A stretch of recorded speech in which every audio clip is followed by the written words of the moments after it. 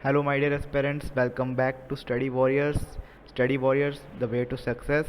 AFPA की test series चल रही है जिसमें हमने अभी टेस्ट 1 ले लिया था I think 9th of October को, और उसका डिटेल्ड एनालिसिस किया जाएगा ओनली रैंकर स्टूडेंट्स का। काफ़ी बच्चों ने टेस्ट दिया था जिसमें से कुछ बच्चों का जो स्टार्टिंग 5 to 10 बच्चे हैं उनके टेस्ट आज मैं डिस्कस करूँगा कि क्या वो इम्प्रूव कर सकते हैं, और उनसे बाकी बच्चे भी देखें कि आपको क्या क्या सीखने को मिलता है। ठीक है। और मैं एक सबसे बेस्ट वे बताने वाला हूँ कि अपने टेस्ट को टेस्ट देने के बाद एनालाइज कैसे करें। नंबर ऑफ़ टेस्ट आप कितने देते हैं इस पे मत बैठिए। ठीक है, इस पे मत बैठिए। आप जो टेस्ट दिए हैं उसमें क्या गलती है उसको कैसे ढूंढें उसकी कोशिश करिए। ठीक है ना, ये बात का आपने ध्यान रखना है। जो इस बार टेस्ट हुआ था 9th ऑफ अक्टूबर को, उसकी अगर मैं मैथ्स पार्ट की बात करूँ तो क्वेश्चन चैप्टर 1 से लेकर चैप्टर 5 तक मैथ्स आई थी, और गारंटेड है कि ये जो टाइप ऑफ क्वेश्चंस हमने टेस्ट में डाले थे उससे बाहर आपको नहीं आने वाला। ठीक है, बहुत रेयर चांस हैं कि इसके अलग टाइप कोई बन जाए। Types are limited.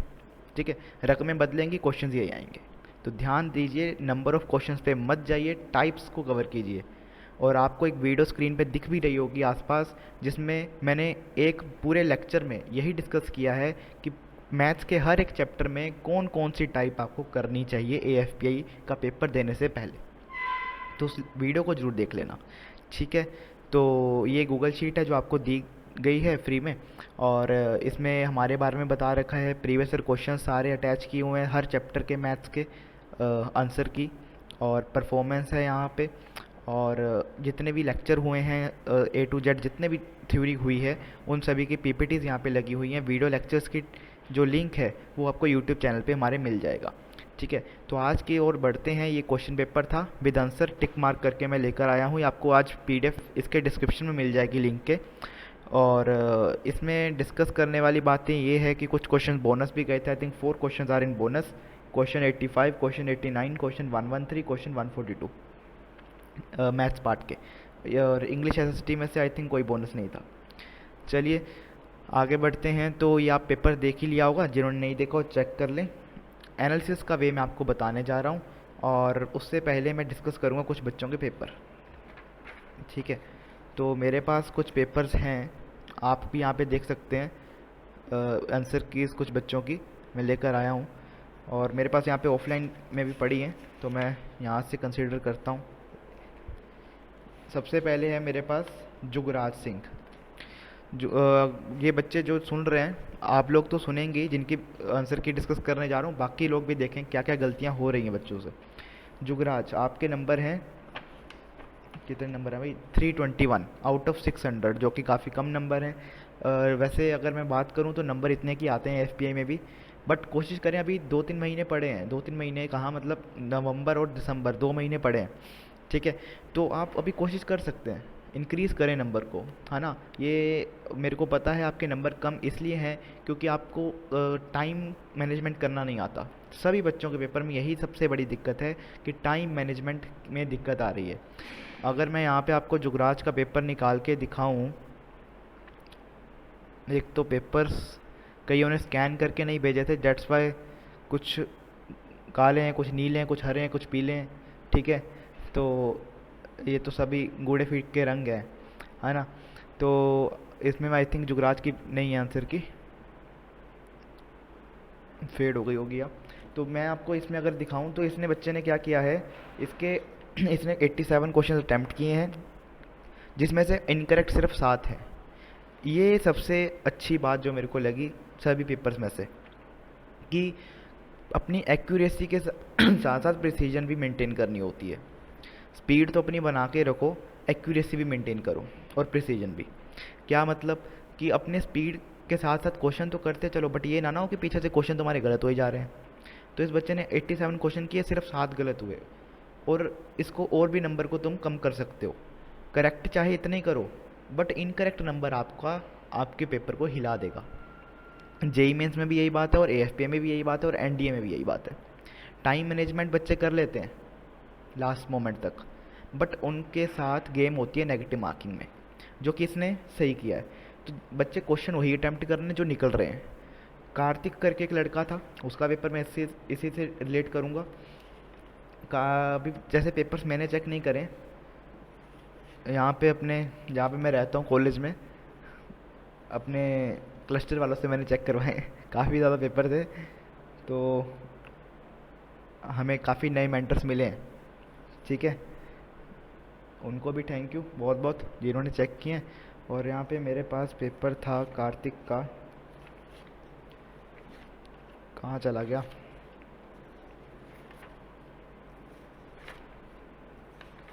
ये रहा। एक तो भाई ये ब्लैक पेपर है तुम्हारा, अगली बार स्कैन करके भेजना, दिखाई कुछ दे नहीं रहा। दूसरी बात ये है कि तुमने अटेम्प्ट किए हैं 112 क्वेश्चन, करेक्ट तुम्हारे 91 है। ठीक है, तो इनकरेक्ट नंबर तुम्हारा ज़्यादा है, इतना ज़्यादा भी नहीं है बट ज़्यादा है। दिक्कत ये थी कि तुमने स्टार्टिंग में एक भी क्वेश्चन गलत नहीं किया, लगभग 117 तक, उसके बाद लगातार लाइन से सारे गलत होने लग पड़े। मेरे को तुम्हारा पेपर एनालाइज करके ये लगता है कि तुमने 117 तक क्वेश्चन कर लिए, उसके बाद टाइम ख़त्म होने लगा, तुमने तुक्के लगा दिए। बट ये सिस्टम, तुक्का सिस्टम यहाँ पे नहीं चलता है, नेगेटिव मार्किंग है बेटा, क्यों नहीं समझ रहे तुम लोग? ये बात का ध्यान दीजिए। भले क्वेश्चंस कम अटैम्प्ट हो, मैंने आपको जब मेरी स्टार्टिंग वीडियोस आती थी तो मैं ये बात ज़रूर बोलता था कि मैं इंग्लिश को छोड़ के आया था, छोड़ के नहीं मतलब मिनिमम पार्ट तो किया ही होगा, बट लेकिन जितना आता है उतना करो। ये क्लियर रखो कि नेगेटिव ना जाए, जितना किया वो सही हो गया तो और चाहिए क्या? समझ पा रहे हो? अब देखो मैथ्स में 80 क्वेश्चन आने हैं, 80 में से तुम 50 कर दो, सही हो लेकिन एक भी गलत ना हो। मैथ्स एक ऐसा सब्जेक्ट है जिसका आंसर निकलता है, अगर निकल रहा है तो मतलब सही है, उसी में तुम क्लेरिफाई हो सकते हो। एसएसटी और इंग्लिश में कन्फ्यूजन होती है, एसएसटी में खास करके, ठीक है, क्योंकि ऑप्शंस देख के बंदे को लगता है ए भी सही है बी भी सही है। तो इन दोनों सब्जेक्ट्स में मेरा ध्यान रखना है, ज़्यादा क्वेश्चन अटैम्प्ट करने की कोशिश करो मैथ में। ऐसा नहीं कि एसएसटी इंग्लिश छोड़ दो, इस बार उन्होंने कट ऑफ रखी है कि एसएसटी में अलग से पास होना पड़ेगा, इंग्लिश में अलग से पास होना पड़ेगा, मैथ्स में अलग से पास होना पड़ेगा। तीनों की कट ऑफ अलग है, इंडिविजुअल सब्जेक्ट्स की कट ऑफ अलग है, तो ध्यान रखना तीनों में पास होना है, नहीं तो बुलाएंगे नहीं तुम्हें इंटरव्यू के लिए। लास्ट ईयर हमारे 2-3 एस्पिरेंट्स का तो ऐसा ही हुआ था कि नंबर उनके सबसे ज़्यादा, बट किसी सब्जेक्ट में वो रह गए। जो इस बात का ध्यान रखें, पढ़ना अभी से शुरू कर दें, नंबर आपके सब में आने चाहिए, मेन कंसंट्रेशन आपका मैथ्स के ऊपर रहना चाहिए। That's my opinion. क्लियर? तो ये मैंने आपको बताया कुछ बच्चों के पेपर्स। ठीक है, अब देखिए 150 क्वेश्चन है, सबके 150 क्वेश्चंस की एनालिसिस करना मेरे लिए या मेरी टीम के लिए बहुत डिफ़िकल्ट है। तो सबसे बेस्ट वे ये रहता है कि आप अपने पेपर की एनालिसिस खुद करें, जिससे आपको क्या पता चलेगा, एक तो कैसे करते हैं एनालिसिस ये पता चलेगा, दूसरी बात आपको ये पता चलेगी कि पेपर के बाद एनालिसिस करने के बाद हमें क्या जो है रिज़ल्ट मिलता है। जब आप खुद एनालिसिस करते हैं तो आपको खुद को पता चलता है कि मैंने इस क्वेश्चन में गलती करी है तो किस वजह से गलती हुई है। क्या वो कैलकुलेशन मिस्टेक थी, क्या ये क्वेश्चन मेरे को डरावना लग रहा था इसलिए मैंने देख के छोड़ दिया। काफ़ी रीजंस होते हैं भाई, कई लोग तो डरने के कारण छोड़ देते हैं, भाई क्वेश्चन बड़ा है कौन पढ़ेगा, बाद में पढ़ते हैं। मैं भी करता हूँ ऐसा कई बार, बट ये हमें पकड़ना पड़ेगा कि क्या गलती हमने इस क्वेश्चन में करी कि हमने अनअटेम्प्ट कर दिया इसको। तो बेस्ट वे है एनालिसिस करने का ये। मैं आपको ये शीट पीडीएफ फॉर्म में डिस्क्रिप्शन बॉक्स में लगा दूंगा, ये शीट आपको प्रिंट करवा लेनी है आगे पीछे करके और अपनी एनालिसिस करनी है। कैसे करेंगे देखिए, इस साइड लिखा हुआ है अनअटेम्प्टेड और इस साइड लिखा है इनकरेक्ट। जो जो करेक्ट है वो तो चलो छोड़ ही दो, अब बाकी तुम्हें पता, भाई तुमने तुक्का लगाया हो तो मेरे को पता नहीं है ना। मैं ये मान के चल रहा हूँ कि करेक्ट है तो मतलब तुमने खुद किया था और वो सही हो गया, तुक्के वाले का काम मेरे को पता नहीं है। अगर अनअटेम्प्टेड है तो ये 3 कॉलम्स अनअटेम्प्टेड के लिए और इनकरेक्ट 3 कॉलम्स इनकरेक्ट के लिए। अब अनअटेम्प्टेड क्वेश्चन जो जितने भी तुमने छोड़े हैं पेपर में क्वेश्चंस, उनको निकालो और क्वेश्चन को देखो कि ये क्वेश्चन मैंने क्यों छोड़ा। फर्स्ट रीज़न हो सकता है कि तुम्हें आता ही नहीं था, पढ़ने की कोशिश करी, तुम्हें समझ नहीं लगा कि इसमें कॉन्सेप्ट क्या लगना है, समझ ही नहीं लगा, क्या नहीं समझ लगा कि कॉन्सेप्ट क्या लगना है। दूसरा रीज़न कि तुम्हें क्वेश्चन से डर लग गया कि भाई क्वेश्चन लेंदी है या क्वेश्चन की स्ट्रेंथ ज़्यादा पड़ेगा कौन, ऐसे ही कुछ मतलब डर लग गया क्वेश्चन से। या क्वेश्चन ऑप्शन 3 हो सकती है कि तुमने ट्राई किया बट निकला नहीं, ऑप्शन मैच नहीं करी तो तुमने छोड़ दिया। ट्राइड वाला ऑप्शन आ रहा है तो मतलब तुम सही जा रहे हो। अगर नोट नाउ और फेयर वाला ऑप्शन आ रहा है तुम्हारे रीज़न में, तो तुम्हें इम्प्रूव करने की ज़रूरत है। अब इनकरेक्ट पे आओ। जो तुम्हारे क्वेश्चंस इनकरेक्ट हुए हैं निकालो पेपर को पहले तो, कि इनकरेक्ट हुए कौन से हैं। अब सर हमें कैसे पता चले कौन से इनकरेक्ट हुए हैं? तो आंसर की मैंने अपलोड कर देनी है आज वेबसाइट पे, और गूगल शीट जो मैं आपको दिखा रहा था यहाँ पे टेस्ट सेक्शन में आप जाएंगे तो टेस्ट 1 का लिंक तो लगा ही हुआ है, यहाँ पे टेस्ट 1 की आंसर की भी आज मैं लगा दूंगा। यहाँ से आपको लिंक मिल जाएगा टेस्ट 1 की आंसर की का, और डिस्क्रिप्शन में भी मिल जाएगी। तो वहाँ से आप पहले अपने पेपर को चेक करो, ठीक है। पेपर को चेक करो कि क्या क्या गलतियाँ हैं, कौन सा ऑप्शन गलत है। उसके बाद जो गलतियाँ आ रही हैं उसको चेक करो कि गलती आई क्यों। हो सकता है क्वेश्चन में मिस्टेक हो, कोई नया मिस्टेक निकला है क्वेश्चन में। पहला मिस्टेक ये हो सकता है कि तुमने कैलकुलेशन एरर करी हो।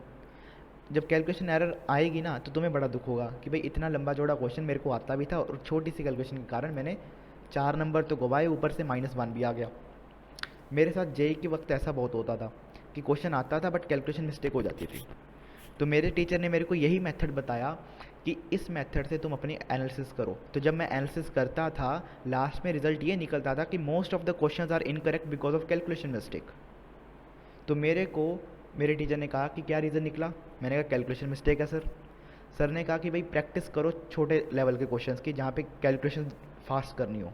तो इससे एक्यूरेसी बढ़ी। अगले पेपर दिया, अगले पेपर में नंबर ज़्यादा आए, एनालिसिस करी तो कैलकुलेशन मिस्टेक का रीज़न लगभग कम हो गया, ठीक है। तो यही आपके पास अभी 2 महीने का टाइम है।